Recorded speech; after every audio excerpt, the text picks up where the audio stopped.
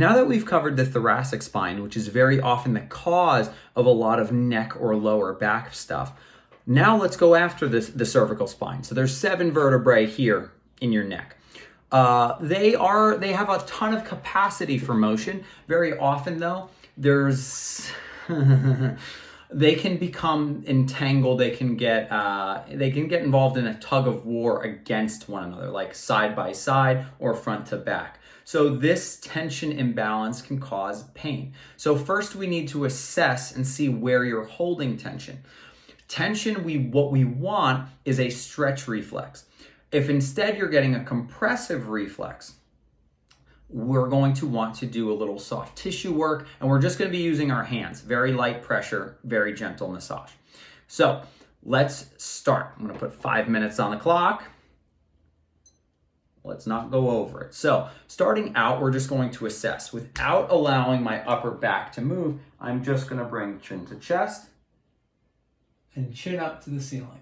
And we're just assessing, how does this feel? Now the beauty is every exercise is an assessment. Every assessment is an exercise. So if I come down and I'm like, ooh, this feels really tight. Well, good. You should feel a stretch reflex there. When you come up, you might feel lengthening along the front line of your neck. All good. If you're getting compression where when I come back, I'm getting jammed, that could involve a little release along here. So I'm just using my 2 fingers and I'm kind of pushing out down this way. I don't need a lot of pressure. If I'm getting jammed coming down, I'm feeling like this in my throat.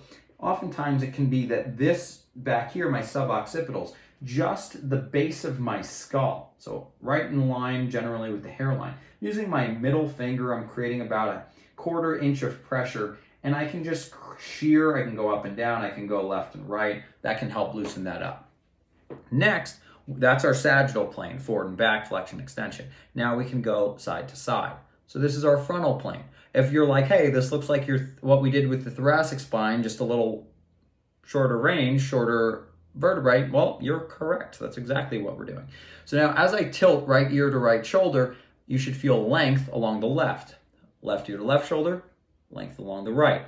If, however, you go this way and you're like, ugh, there might actually be something going on here that's disallowing this. This is a panic compressive sensation. Instead of this lengthening, this is tightening to try to pull this into stretch. So a little massage. You see this big, thick muscle here? This is called your sternocleidomastoid.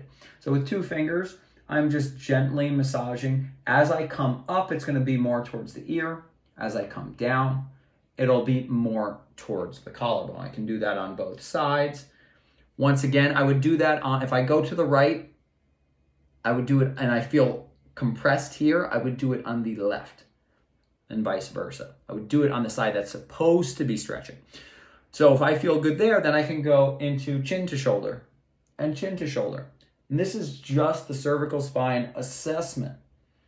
If I feel limited one way versus another, I might get involved and do some gentle touching, especially right up at the collarbone. So right at the top of the collarbone, a lot of neck muscles are inserting in here and they're over lengthened. We just want to help open them up, give them a little bit of a gap, restore some of that elasticity. So now, let's see how we're doing on time. We got 2 minutes. So we're going to do some combinations now. I'm going to use this, and this is after I've confirmed there's no panic compressive sensations. So now I'm going to come right hand over. I have right hand to left ear. I'm going to tilt, and then I'm going to turn. So I'm maintaining my tilt. This is called coupling.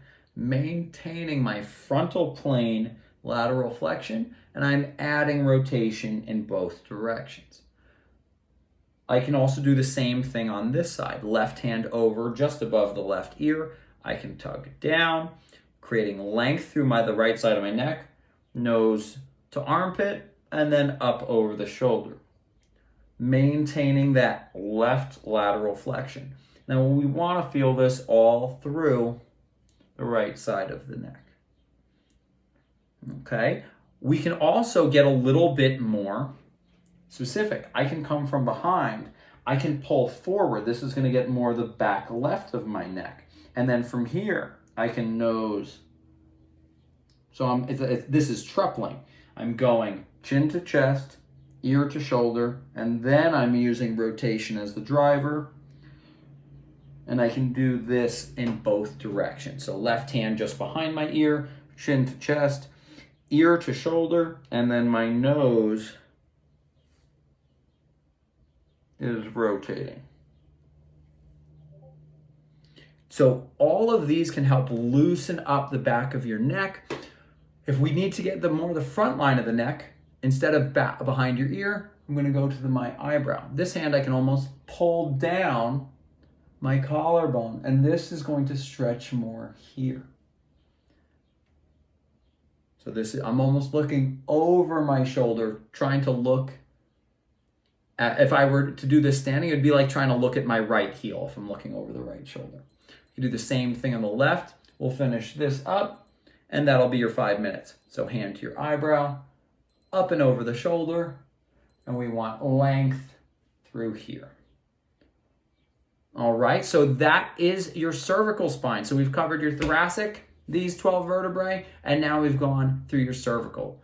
These are just a couple motions. If you like them, leave a comment. If you don't, leave a comment. See you next time.